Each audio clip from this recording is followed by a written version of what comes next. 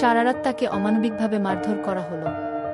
তার শরীরের প্রতিটি অঙ্গ ব্যথায় জর্জরিত ছিল, রক্তে মাখামাখি হয়ে গিয়েছিল। অফিসাররা তার সামনে সিগারেটের ধোঁয়া ছেড়ে হাসছিল, আর সে মাটিতে পড়ে যন্ত্রণায় কাঁপছিল। বল, তুই কার জন্য কাজ করছিস? কিন্তু রহিমের কাছে বলার কিছুই ছিল না। রাতের শেষের দিকে তাকে একটা স্টিলের চেয়ারে বেঁধে রাখা হলো। তার চোখে মুখে পানি ছিটিয়ে আবার জিজ্ঞাসাবাদ শুরু হলো। সে জ্ঞান হারাচ্ছিল, কিন্তু তার পায়ে হাতে আঘাতের দাগগুলো যেন তাকে বেঁচে থাকার কষ্ট দিচ্ছিল। সকালের আলো ফোটার সাথে সাথে রহিমের নিথর দেহটা রাস্তার পাশে ফেলে দেওয়া হলো। কাদামাখা রাস্তায় তার অচেতন দেহটা পড়েছিল। তার শরীরের উপর দিয়ে কিছু কাক উড়ে যাচ্ছিল, আর রাস্তা দিয়ে যে কজন লোক চলছিল তারা একবার তাকিয়ে আবার চলে গেল। কেউ তার জন্য থামল না। পুলিশের গাড়ি চলে গেল।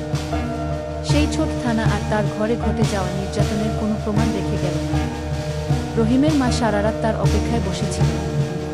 জানালা দিয়ে বারবার তাকিয়ে দেখছিলেন ছেলে কখন ফিরবে, কিন্তু রহিম আর কখনো ফিরল না। তিনি থানায় গিয়ে খোঁজ করতে চেয়েছিলেন, কিন্তু তার গরিব পোশাক আর দুর্বল অবস্থায় কেউ তার কথা শোনেনি। তোমার ছেলে তো একটা অপরাধী ছিল, অফিসাররা বলল। ওর জন্য কান্না করে লাভ নেই। এভাবেই এক জীবনের শেষ হয়ে গেল। কোনো বিচার নেই, কোনো ন্যায় নেই। সমাজের প্রান্তিক মানুষেরা যে কিভাবে ক্ষমতার শিকার হয় তা কখনো কেউ জানতে পারে না। তাদের জীবনের মূল্য কোথাও লেখা থাকে না। রহিমের মা অপেক্ষা করতে করতে যেন জীবনটাই থেমে গেল। প্রতিদিন সেই একই দৃশ্য, একটা পুরনো কাঠের চেয়ার জানালার পাশে টানা, তার চোখ বারবার রাস্তার দিকে নিবদ্ধ। বছরের পর বছর কেটে গেছে, কিন্তু তার ছেলে আর কখনো বাড়ি ফেরেনি। প্রথম কয়েক মাস তিনি দরজার প্রতিটি শব্দে ছুটে যেতেন, মনে হতো রহিম বুঝি ফিরে আসবে। কিন্তু প্রতিবারই হতাশা নিয়ে ফিরে আসতে হতো। এলাকাবাসী ধীরে ধীরে ভুলে যেতে শুরু করল রহিমের কথা, কেউ আর খোঁজ নিত না।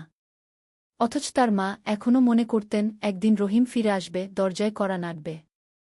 প্রতিদিন সকালে তিনি সেই একই কাজ করতেন, দরজা খুলে গলির দিকে তাকিয়ে থাকতেন।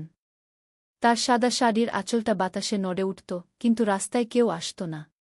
কেউই তাকে বলতে পারল না রহিমকে আর দেখা যাবে না। কেউ তাকে জানাল না ছেলের দেহটা কয়েক বছর আগে মাটি চাপা পড়ে গেছে। তার মা যেন সময়ের বাইরে চলে গিয়েছিলেন।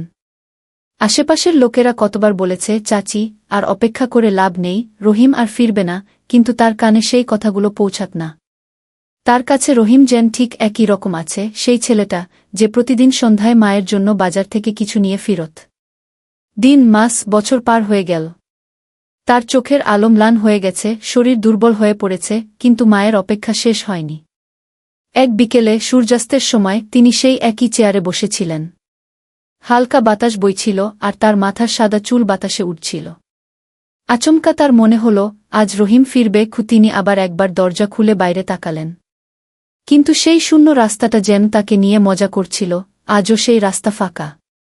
তার কাপা হাত ধীরে ধীরে দরজার চৌকাঠে স্থির হয়ে গেল।